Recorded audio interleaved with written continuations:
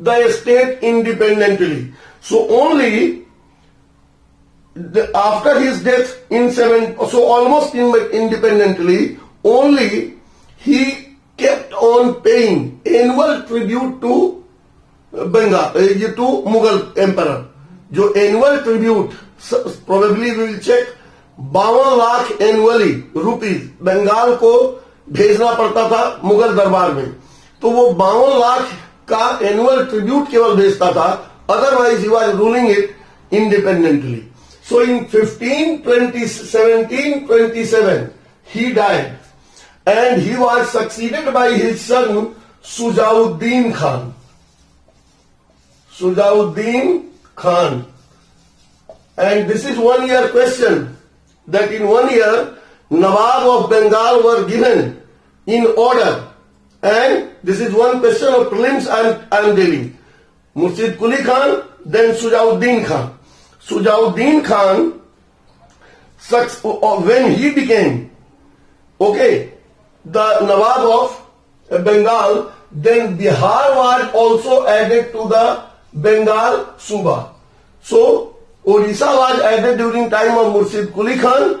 Bihar was added to Bengal during the time of Sujauddin Khan. Sujauddin Khan died in 1739. So after that, he was succeeded by his son Sarfaraz Khan. Sarfaraz Khan. And during the time of Sarfaraz Khan,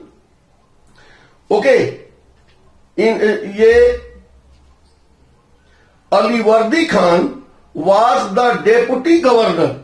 Aliwardi Khan, during the time of Murshid Quli Khan itself, Aliwardi Khan became the deputy governor of Bengal. No, I'm sorry. Sujauddin Khan appointed Aliwardi Khan as deputy governor.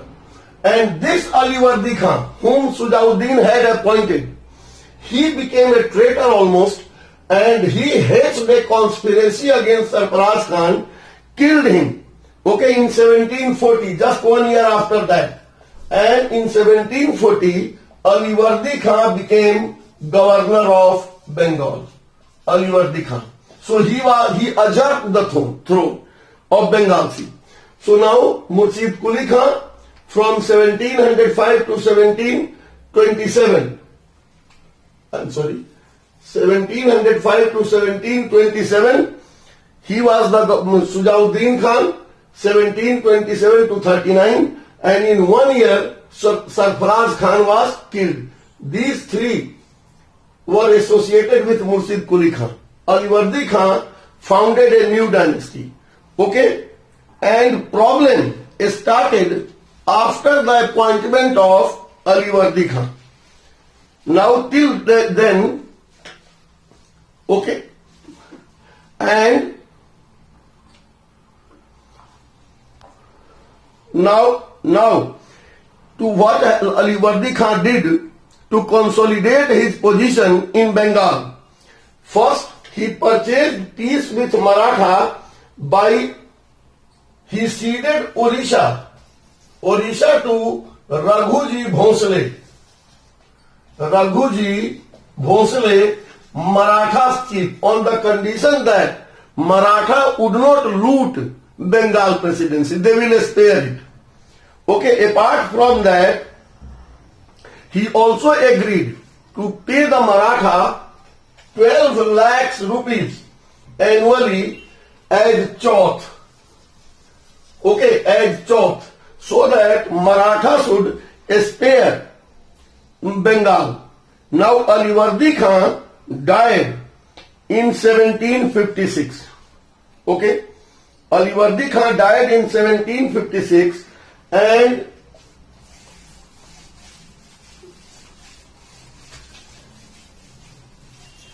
Aliwardi Khan died in 1756. Aliwardi died, and he did not have son. Aliwardi Khan did not have son.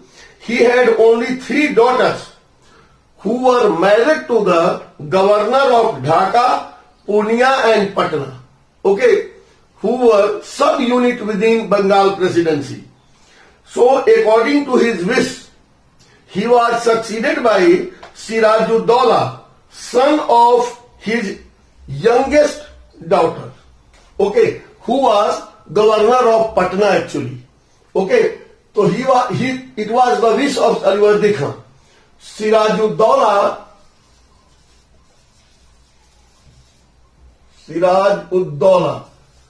okay, the son of youngest daughter of Aliwardi, who was married to the governor of Patna, he succeeded. Okay, but this succession was not accepted by 2 other claimants. One, that was the Shaukat Jung,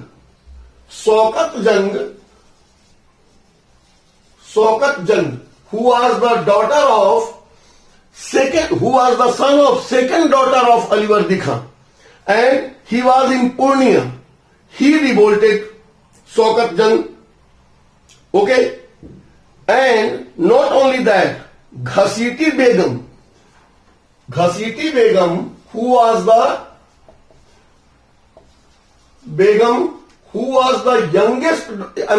eldest daughter of Aliwardi Khan, and she was married to the governor of Dhaka. तो 3 centre थे, पटना, पूर्णिया और ढाका. पूर्णिया में second daughter ब्याही थी. उसके बेटे शौकत जंग ने रिवोल्ट किया सिराजुद्दौला के खिलाफ, और घसीटी बेगम ढाका से भी आ गई मुर्शिदाबाद की तरफ उसकी मदद करने. किसकी? शौकत जंग की. एंड घसीटी बेगम का दीवान था Raj Ballabh. With his support Ghasiti Begum wanted to dethrone Sirajuddaulah, but Sirajuddaulah acted very swiftly and energetically. First, he crushed Shaukat Jung at Purnia. Purnia में शौकत जंग के रिवोल्ट को दबा दिया और forced Ghasiti Begum to retreat to Dhaka.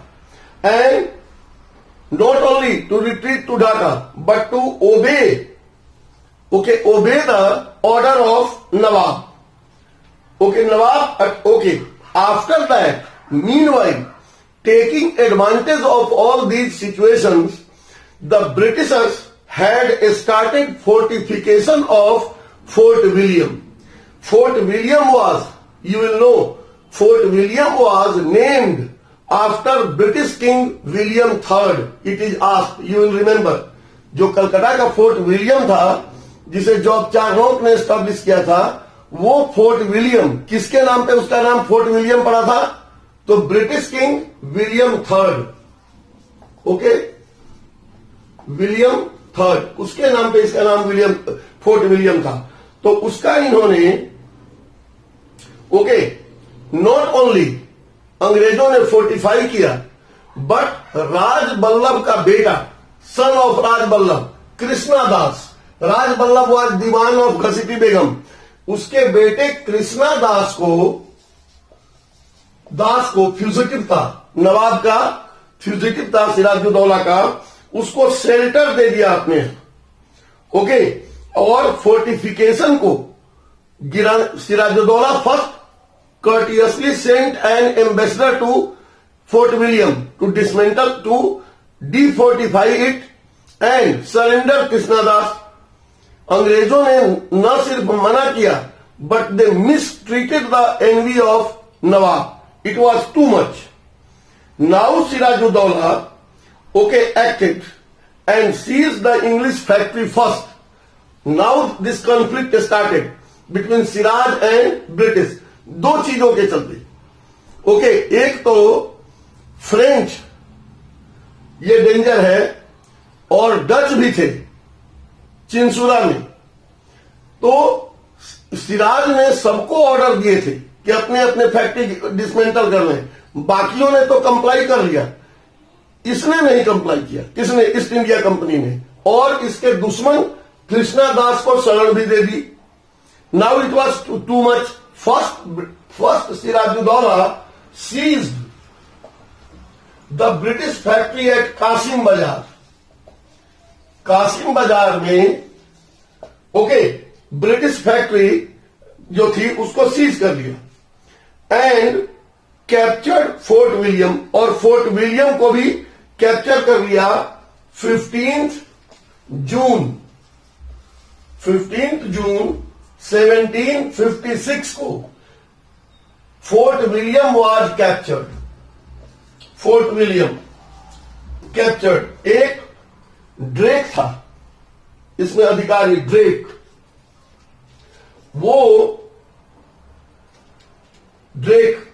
वो किसी तरह से पिछले दरवाजे से भाग गया। Features surrendered after 5 days। Now Siraju अब भाग गया और उसी ने इस फॉल के बारे में अंग्रेजों को बताया। एंड मानिक चंद के हवाले सिराजुद्दौला ने कलकत्ता को मानिक चंद के हवाले करके, and he took the English very lightly. That was the mistake. यही गलती करी उसने कि मानिक चंद को हवाले करके तुरंत चला गया मुर्शिदाबाद। लेकिन ये उसकी गलती थी।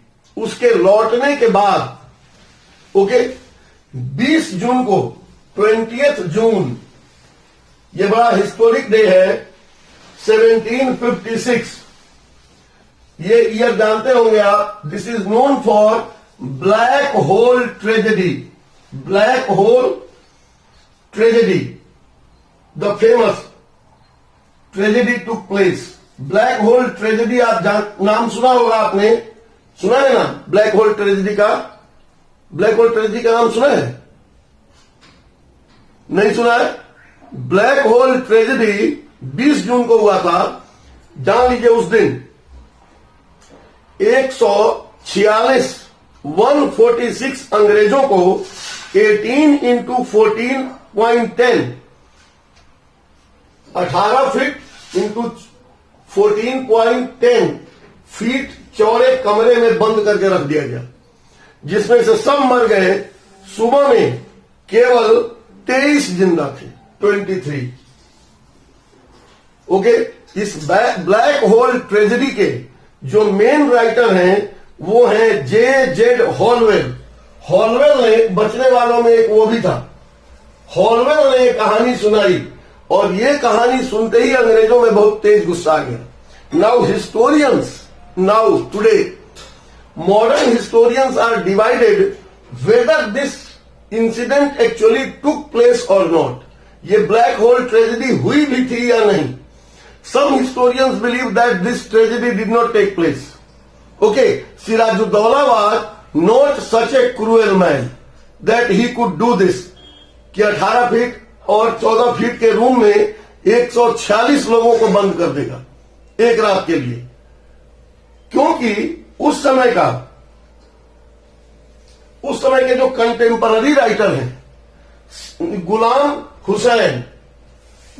हुसैन ने किताब सिराज पे लिखी है, सिराजुद्दौला पे। नोट कर लेना, सिराजुद्दौला के पर ये सोर्स है। गुलाम हुसैन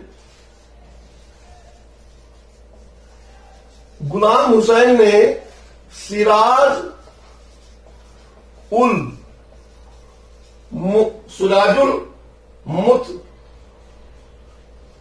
सिराजुल मुतखरीन किताब लिखी है। इस किताब में ब्लैक होल ट्रेजेडी की कोई चर्चा नहीं है। Modern historians believe that first such incident was a concocted incident created by Holwell so that among the British hatred for Sirajuddaulah and anger for Sirajuddaulah should increase। Secondly, even if that incident took place, Sirajuddaulah was himself personally not responsible for this। He did not have any hand in that। Anyway, ये black hole की बात सुनते ही मद्रास से एक बेड़ा fleet admiral Watson के leadership में भेजा गया। एडमिरल वॉटसन के लीडरशिप में भेजा गया और इसी में जो सैनिक थे उसको कमांड कर रहा था Robert Clive. Okay, Robert Clive, he was commanding the soldiers in that, and among them 900 Europeans और 1400 इंडियन सोल्जर्स थे जो ईस्ट इंडिया कंपनी के कमांड में थे। बस यही फौज लेके वो कलकत्ता आया। कलकत्ता आने के बाद सबसे पहले क्लाइव ने Manik Chand was bribed and he surrendered Calcutta to British after a show of protest. एक शो दिखावा करके इसने खुद ही सरेंडर कर दिया मानिक चंद ने। ओके, एंड फरवरी 1757 नवाब ने, अब सिराजुद्दौला को एहसास हुआ और सिराजुद्दौला ने अंग्रेजों से संधि कर दी 1757 के फरवरी में, and this is known as the treaty of Alipur. Treaty of Alipur. Alipur किसका नाम बना दिया गया था? अलीपुर मुर्शिदाबाद का ही नया नाम था। Alipur Murshidabad, no I am sorry, Alipur Calcutta को रीनेम किया गया था सिराजुद्दौला के द्वारा। सिराजुद्दौला ने कलकत्ता का नाम बदल के अलीपुर कर दिया था। ओके, एंड जिसको अब कैप्चर करने के बाद कलकत्ता अंग्रेजों को दे दी गई, उनको प्रिविलेज भी दे दिया गया, फोर्टिफाई करने का परमिशन भी दे दिया गया और उनके जो लॉस हुआ था उसको कंपनसेट करने का भी प्रॉमिस सिराजुद्दौला ने किया। सिराजुद्दौला आखिर इतने फेवरेबल ट्रीटी अंग्रेजों के साथ क्यों किया? Historians believe that he might have come to know that the fold, his entire fold was not at proper place. उसके सारे लोग उसके साथ नहीं है, शायद उसको उसके खिलाफ हो रही कॉन्स्पिरेसी का ज्ञान हो गया था, इसलिए उसने अंग्रेजों से उनकी सारी बात मान ली almost by treaty of Alipur. Okay, लेकिन meanwhile the commander in chief of Bengal army Mir Jafar, who was also brother in law of Alivardi Khan, Alivardi Khan का वो बहनोई भी था Mir Jafar, he conspired with the British through a banker जिसका नाम था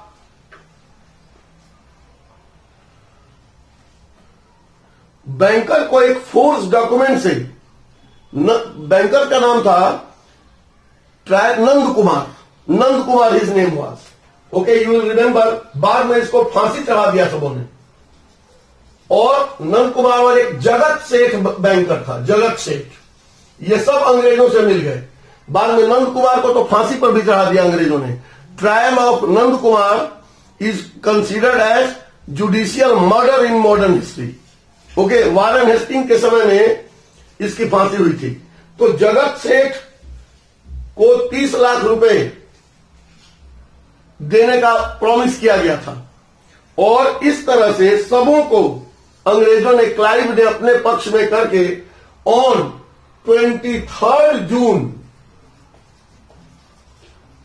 1757 the historic battle of Plassey took place. Okay, 23 June 1757 the battle of Plassey took place, commanded by Clive on the one side and Sirajuddaulah on the other। Sirajuddaulah के केवल 2 general Mir Madan और मोहनलाल, इन्होंने ही जान लगा के लड़े, बाकी सब मिर्जाफर की सेना खड़ी रही, चुपचाप तमाशा देखती रही। Realising his defeat, Sirajuddaulah escaped from there but he was captured on the way, okay, captured on the way by the son of Mirzafar Mirzafar Miran was the person who killed him. So Sirajuddaula was killed. On 25 June, Mirzafar reached Murshidabad. The Britishers got not only personal bribe, okay, but the company got the zamindari of 24 Pargana. 24 Pargana district जो बंगाल का है उसकी जमींदारी east India company को मिल गई और सारे Clive को रिश्वत मिला, पैसा मिला. कंपनी ने बहुत सारे धन मिर्जाफर से वसूले. And after that okay Dutch जो ट्राई कर रहे थे एसर्ट करना, उसको भी अंग्रेजों ने हरा दिया हुगली के पास. और आफ्टर दैट बेदारा की लड़ाई कर्नल फोर्डे ने, इस बीच डच जो कर्नल फोर्डे इसने बेदारा में ओके डचों को बुरी तरह हरा दिया. After that Dutch were allowed to do the business. बाद में चिंसुरा में भी हराया, but they were asked not to interfere in political affair of India. So they became the loyal only trader of after that. Their political ambition was finished. Meanwhile, in 1759, Shahzada Ali Gauhar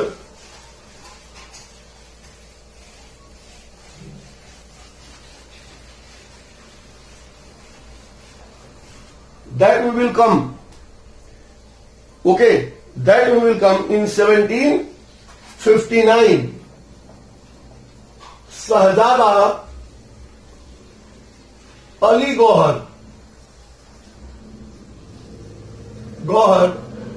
later on he was the son of Alamgir II. Alamgir II, he was Mughal emperor for some time. Aurangzeb को कहते हैं Alamgir first. Okay, तो he revolted against his father. Alamgir second के खिलाफ इसने बगावत कर दी 1759 में. Okay, but although he was crushed, he was defeated and repelled. Not only he revolted against the father and came to Patna to capture the British factory there. Clive defeated Shahzada Ali Gauhar and repulsed his attack, and for this defeat the East India Company got reward from the Mughal Emperor.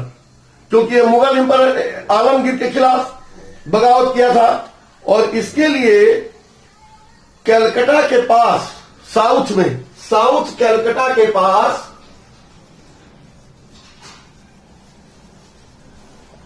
जागीर दी गई Robert Clive को. That is called क्लाइव्स जागीर. इसको क्लाइव्स जागीर कहते थे. Okay, क्लाइव्स जागीर क्या था? क्योंकि शहजादा अली गौहर के revolt को उसने क्रश किया था. इसके से खुश होकर आलमगीर सेकंड ले दिया था उसे. Okay, and rewarded his just for invasion. Clive after that return to England and where he was very welcomed and he was rewarded with an Irish peerage. Peerage कहते थे, मतलब आयरलैंड में उसको एक तरह की जमींदारी मिली. Peerage was some sort of aristocratic post. Okay, तो उसको आयरिश पीरेज मिला. Okay, now became so powerful. After that, Mirzafar soon started realizing his mistake. Mir Jafar को अपना मिस्टेक पता चलने लगा कि he had become completely subordinate on the British. पहले तो बंगाल में एक 6000 की British army was stationed British Army, जिसका खतरा हमेशा मिर्जाफर को रहता था। उसके अलावा वो अपने ही दीवान राय दुर्लभ और राम नारायण, द डेप्यूटी राम नारायण जो डेप्यूटी गवर्नर ऑफ बंगाल था, बंगाल का ये डेप्यूटी गवर्नर था, he could not punish them Mir Jafar because they got British protection. Okay, and after that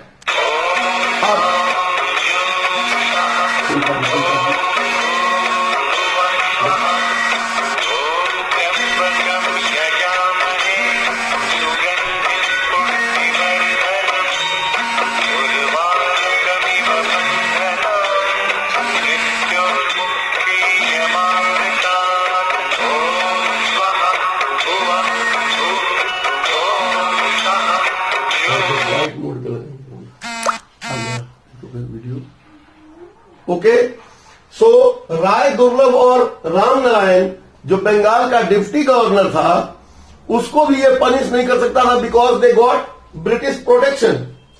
Clive के बाद, ओके, क्लाइव के बाद Vansittart became the governor of Bengal. Vansittart, so he was second governor. अब इस battle of Plassey के बारे में colonel मैलसन ने बहुत बढ़ा चढ़ा के लिखा है। ये कई बार ये स्टेटमेंट एग्जाम में आता है, कर्नल मैलसन का। उसने लिखा that there never was a battle in which the consequences were so vast, so immediate and so permanent. There never was a battle, there never was a battle in which the consequences were so vast, so immediate and so permanent। अब पूछेगा कि identify the battle, कौन से battle की बात हो रही है? तो ये बैटल ऑफ प्लासी की बात होती है। But the statement of colonel Malleson is an एग्जेगरेशन।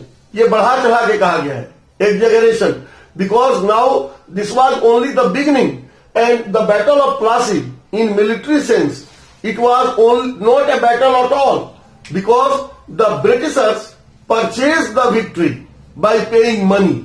It was not a earned victory by military genius, rather it was a bought victory by paying money।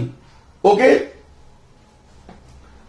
then Mirzafar now got fed up and with the help of Calcutta Council, Vansi Tat on 27th September, on 27th September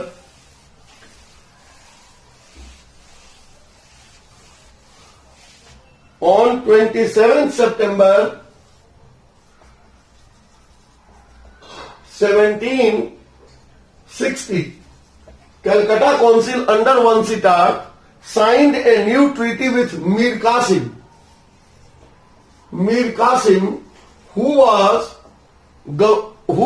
son-in-law of Mirzafar। Okay, he was now made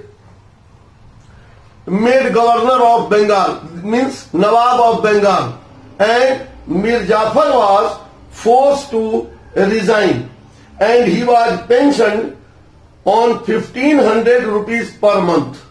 Mirzafar was given a pension of 1500 rupees per month, and on that pension he relinquished the throne.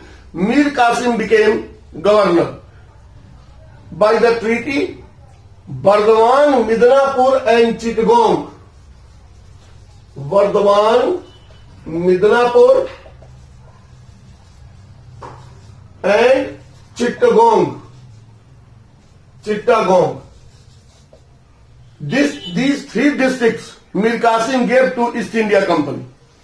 Okay, half share in a chunam trade of Silhat. Assam के सिलहट के चुन्नम trade होता था वहां से, उसका आधा revenue भी company को मिला. Okay, and 5 lakh to wage war in South India, और 5 लाख रुपीस कैश दिए इसने साउथ इंडिया में लड़ाई लड़ने के लिए. ओके, टीपू सुल्तान का भी खतरा था, हैदर अली का खतरा था, मराठे थे, निजाम थे, उनसे निपटने के लिए. But now after Nawab territory company on 14 October 1760 Murshidabad was captured by Vansi Tard. Mir Jafar resigned and he was given the pension of 1500. Mir Qasim was placed on the throne. However, Mir Qasim gave personal gift also to Vansi Tard and all British. Bribe भी दिए, but he wanted to act independently as the Nawab of Bengal, which the company was not ready to allow. That is why the first act Mir Qasim did, that he transferred the capital of Bengal, Suba, from Murshidabad to Munger. Munger is in Bihar. तो वो वहां से राजधानी बदल के मुंगेर ले आया. Okay, and he also started in Munger, started training his troops in European way. This alarm the British. अंग्रेजों को इसी से चिंता होने लगी. ओके, एंड वो बंगाल को नॉर्थ वार्ड एक्सपेंड भी करना चाहता था, लेकिन राम नारायण जो उस समय deputy governor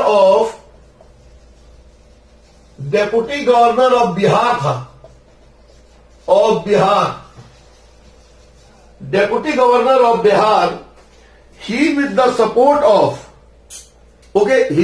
support of Vansi Tard tried to defy Mir Qasim, but he chased him and punished Ram Narayan and killed him. Okay, उसने न सिर्फ यही, फाइनेंशियल सिचुएशन को इंप्रूव करने के लिए भी मीर कासिम ने कुछ सुधार किए. उसने 1.5 आना ओरिजिनल क्राउन रेंट लगा दिया हर व्यापार पे, क्राउन रेंट. और उसने एक नया टैक्स लगाया, खजीरी Jama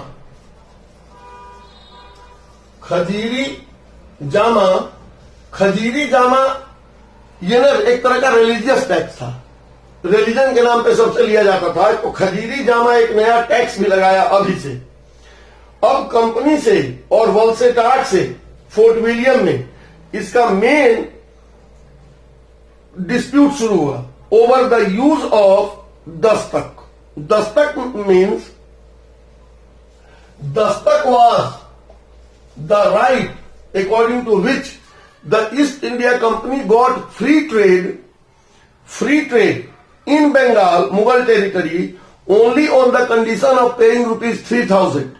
Now this Dastak was a certificate and it had to be used only for the article of company.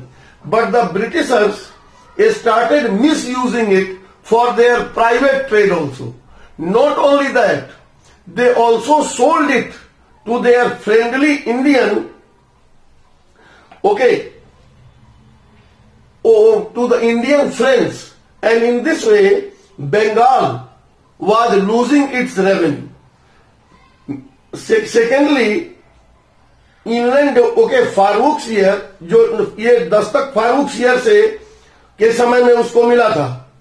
And इससे क्या हुआ कि इससे गुस्से में आकर एक मिस्टर एलिस था जो गवर्नर ऑफ पटना में था.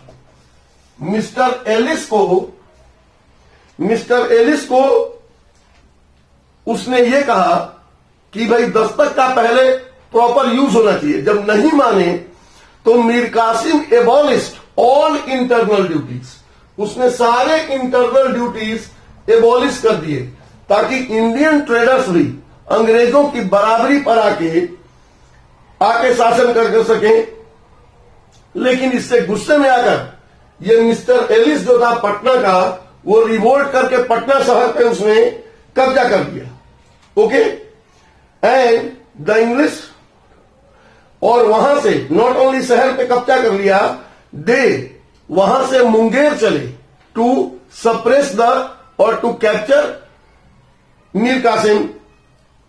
ओके, और उसके बाद मीर कासिम भी निकला, लेकिन 3 लड़ाइयों में द बैटल ऑफ कटवा, घेरिया एंड उदयन नाला, कटवा, घेरिया एंड उदयन नाला, Mir Qasim was defeated by the British. Now he became fugitive. Okay, and after that he reached Awadh. He made a confederacy with the Nawab of Awadh, that was Sujauddaulah. Okay, Sujauddaulah, and the fugitive emperor Shah Alam. Shah Alam was that man, prince Ali Gauhar, वही अब शाह आलम के रूप में बादशाह बना था, लेकिन अपने ही वजीर के डर से दिल्ली नहीं जा रहा था कि वजीर, उसी का वजीर उसे मार डालेगा। तो वो भी फ्यूजिटिव एम्परर था। तो with emperor Shah Alam and Shujauddaula and Mir Qasim, Mir Qasim plus Shuja-ud-Daula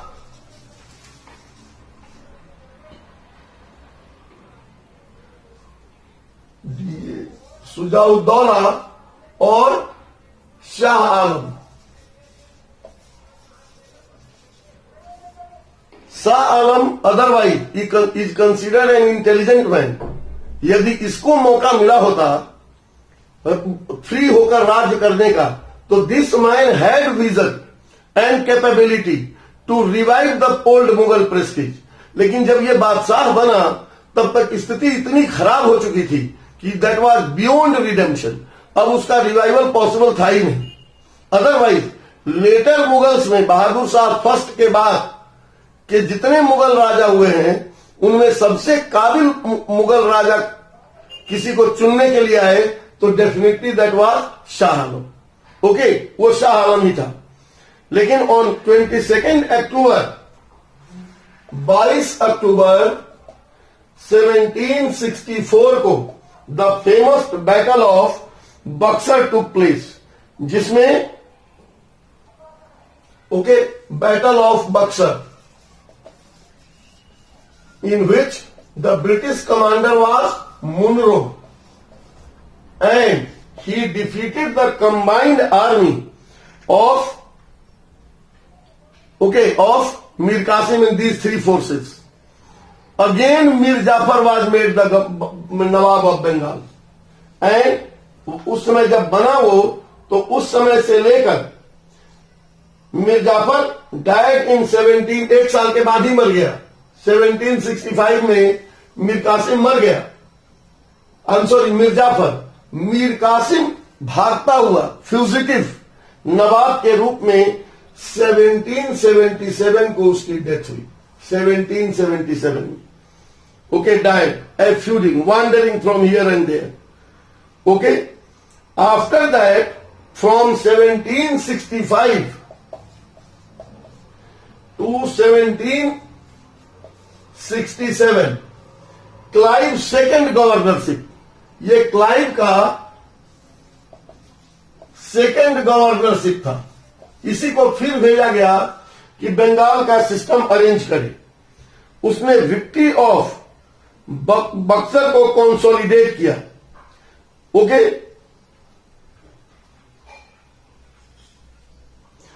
इसके सामने 2 काम थे।